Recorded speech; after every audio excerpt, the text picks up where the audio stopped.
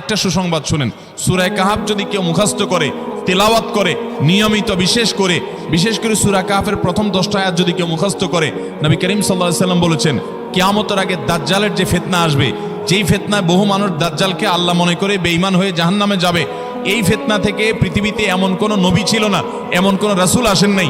এই মানব ইতিহাসের প্রথম মানুষ আদম আলাইহিস সালাম থেকে নিয়ে আমাদের মুহাম্মদ সাল্লাল্লাহু আলাইহি সাল্লাম পর্যন্ত এই লক্ষ লক্ষ যত নবী রাসূল এসেছে, সমস্ত নবী রাসূলরা একটা ব্যাপারে সাবধান করে গেছেন, দাজ্জাল আসবে, যে দাজ্জালের হাতে পাওয়ার থাকবে এত বেশি, অলৌকিকত্ব থাকবে এত বেশি, সে মরা মানুষকে জিন্দা করে ফেলবে, জিন্দা মানুষকে বলবে সে মরে যাবে, তার হাতেই সব কন্ট্রোলিং পাওয়ার থাকবে, দুনিয়ার সমস্ত রিজিক তার হাতে কক্ষিগত থাকবে, এমন পাওয়ার থাকবে তাকে দেখে মানুষ বলবে হ্যাঁ এই তো আল্লাহ, এই তো সবকিছু পারে, বেঈমান হয়ে যাবে। এই দাজ্জালের ফিতনায় তোমরা পড়বা না, বেঁচে থাকবা, বুদ্ধি দিয়া বিবেক দিয়ে মানুষ বাঁচতে পারবে না। দাজ্জালের ফিতনা থেকে বাঁচার জন্য সকল নবী রাসূলরা এর জন্য সাবধান করেছেন।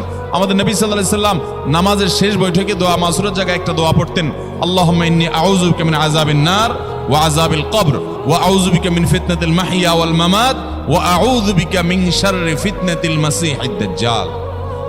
আল্লাহ আপনার কাছে দাজ্জালের ফিতনা থেকে পানা চাই।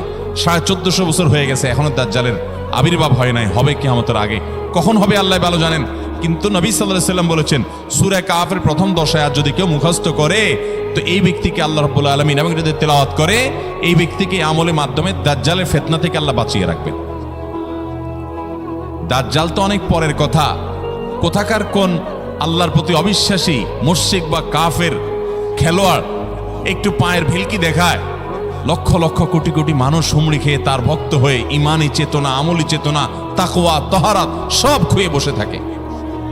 আর সেখানে দাজ্জালের মতো এরকম মিরাকল, সব মিরাকল তার হাতে থাকবে।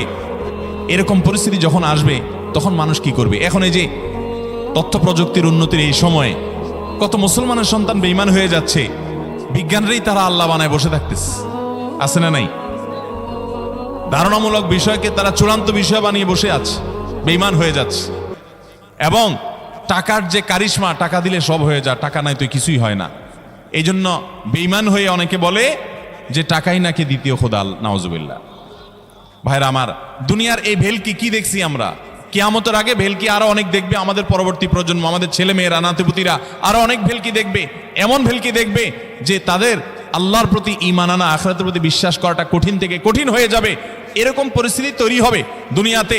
তথ্য প্রযুক্তির উন্নতির নাম দিয়ে, এটার নাম দিয়ে, সেটার নাম দিয়ে মানুষের জীবনযাত্রা সহজ হবে, কিন্তু এর মাধ্যমে মানুষের ঈমান দুর্বল হওয়ার অনেক সম্ভাবনা, শঙ্কা তৈরি হবে এবং শয়তান সেগুলো সৃষ্টি করবে।